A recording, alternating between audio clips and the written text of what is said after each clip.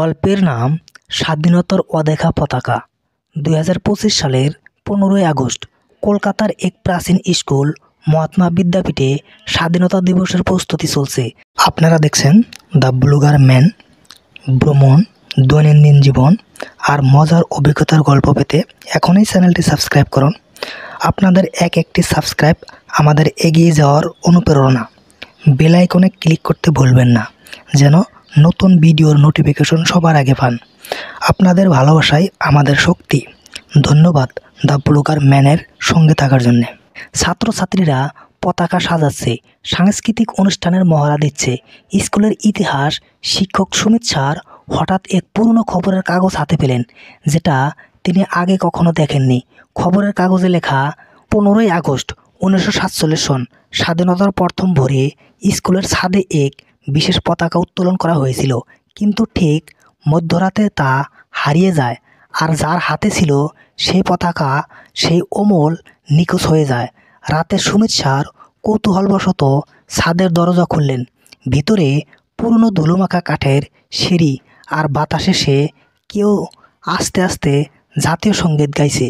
তিনি উপরে উঠতেই দেখলেন ছাদের আলোয় এক কিশোর পুরনো ধুতি পাঞ্জাবি পরে হাতে ত্রিবর্ণ পতাকা নিয়ে দাঁড়িয়ে আছে। ছেলেটি ধীরে ধীরে বলল, এই পতাকা আমি তোলার পর থেকে কেউ ছুঁতে পারেনি। স্বাধীনতার প্রতিজ্ঞা অসম্পূর্ণ রয়ে গেছে। তুমি কি তা সম্পূর্ণ করবে? হঠাৎই চারপাশে ধোঁয়ার কুয়াশা ছেয়ে গেল।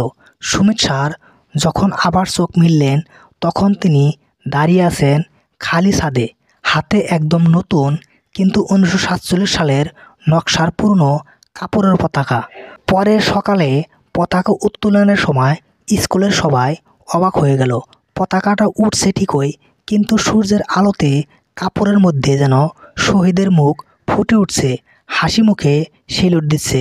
সেই দিন থেকে স্কুলে বিশ্বাস করা হয়, প্রতি স্বাধীনতা দিবসে অমল ফিরে আসে, যাতে নতুন প্রজন্ম ভুলে না যায় যে স্বাধীনতা শুধু উদযাপনের নয়, রক্ষারও দায়িত্ব।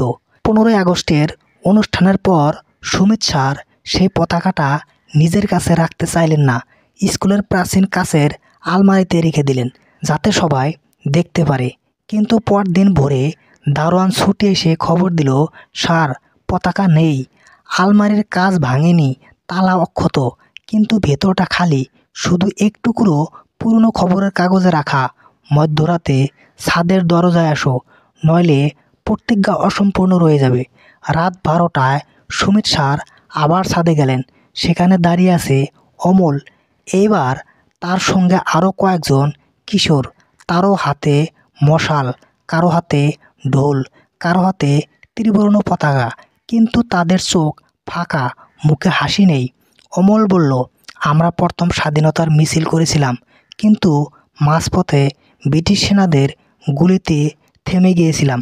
পতাকা উত্তোলন করলেও আমাদের আত্মা মুক্তি হয়নি। প্রতি স্বাধীনতা দিবসে আমরা ফিরে আসি কাউকে নিয়ে আমাদের শেষ মিছিলটা সম্পূর্ণ করতে। হঠাৎ সুমিত স্যার অনুভব করলেন তার পা যেন নিজের ইচ্ছায় হাঁটতে শুরু করেছে। তিনি মিছিলের সঙ্গে রাস্তা ধরে এগোতে লাগলেন। রাস্তা ফাঁকা, কিন্তু চারপাশে ভেসে আসছে হাজার মানুষের কণ্ঠে জাতীয় সঙ্গীত। শেষ গন্তব্য ছিল নদীর ধারে এক পুরনো গাছ। সেখানে পৌঁছেই অমল পতাকাটা উঁচু করে ধরল।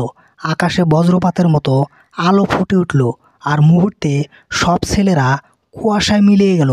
পরদিন সকালে লোকজন অবাক হয়ে দেখল, নদীর ধারে গাছে ঝুলছে সেই পতাকা, আর তার নিচে লেখা, স্বাধীনতার প্রতিজ্ঞা আজ পূর্ণ হলো।